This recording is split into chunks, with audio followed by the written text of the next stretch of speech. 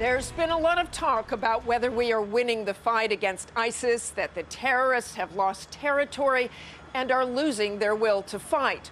Also warnings, there's still a very real and present danger. We're here in Baghdad to get a clearer picture of what's really going on. And for that, we got exclusive access to the American troops working alongside Iraqis as they take the fight to ISIS. It was a familiar and sobering routine this week.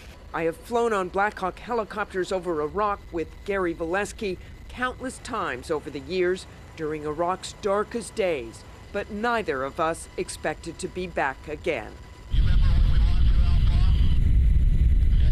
Volesky, now a Major General, is commander of the land forces in the fight against ISIS, forces which include close to 5,000 Americans.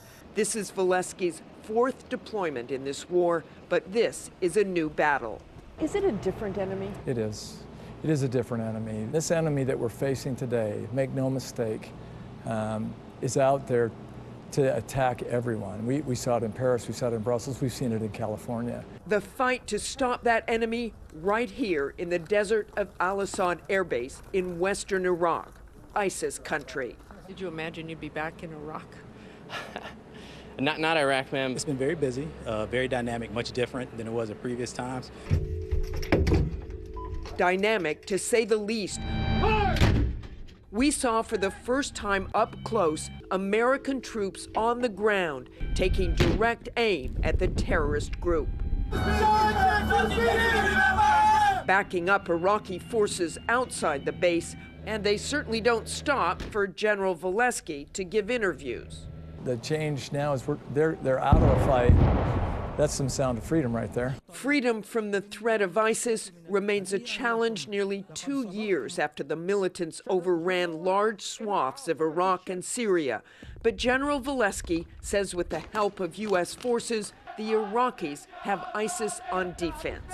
Every day they lose terrain and they're not regaining anything. And so that's really what's different. And the Iraqi security forces did score a major victory against ISIS in Ramadi, the capital of Iraq's largest province. But as we drove towards that restive region, we saw the cost of the fight.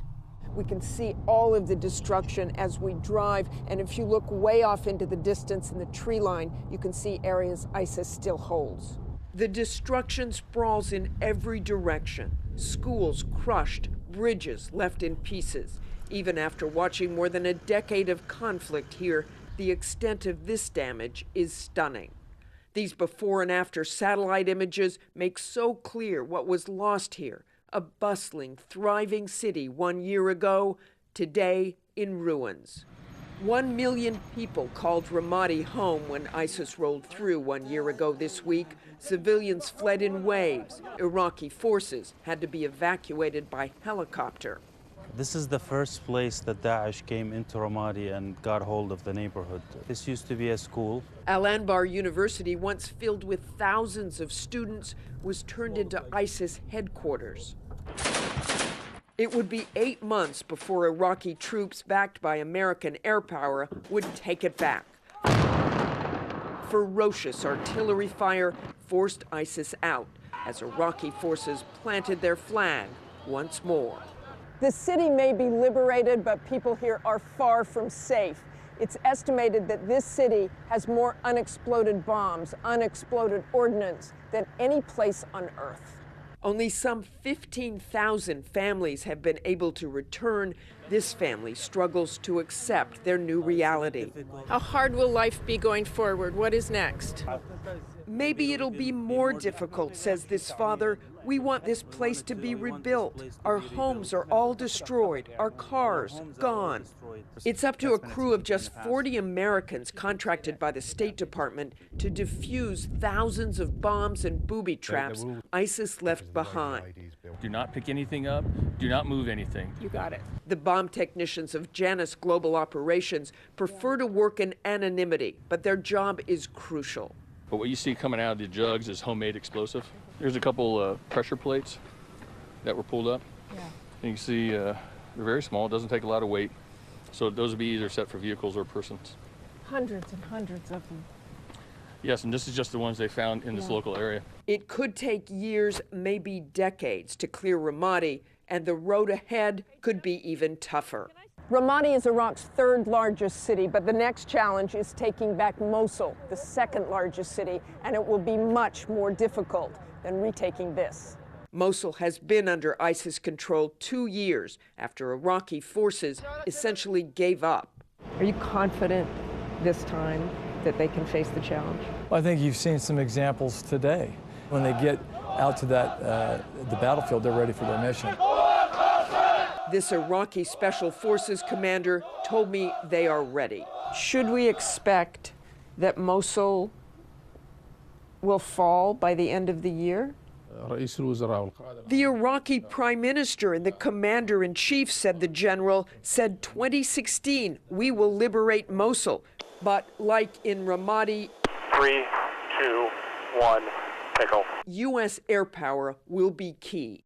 Of major concern here, avoiding civilian casualties caused by airstrikes. The U.S. and Iraqi forces don't always see eye to eye on that risk. And when you say the Iraqis have a little looser idea of what they'll go after, it's their country. but So, what would they go after that we wouldn't? they're willing to destroy any building, mosques, schools, whatever else. I mean, they don't want to do that, but they're more willing to do that when they see something happening. When we look at a target within our rule of engagement, we can't strike it, and we tell them, well, I'm sorry, we can't hit that. It does cause some frustration. The Iraqi forces hope for even more airstrikes in the future. What more do you need from the Americans? Airstrike, good airstrike. You want more airstrikes? Yes, very important. It's important. Are they not doing enough? No, good. They're good. But always we need more. You need more. Especially in Mosul. And in Mosul. But whether the battle for Mosul is this year or next, real success against ISIS, or Daesh as they call it, will take the military and the next president a very long time to achieve. How would you define success here? Well, success for us is Daesh doesn't occupy and stick their flag in any terrain. It's getting Daesh out of these cities and getting the Iraqis to be at a point where they're secure in Iraq. That security will continue to come at a price, and it may be a long road ahead. Our thanks especially to the 101st Airborne Division, and particularly Major General Volesky.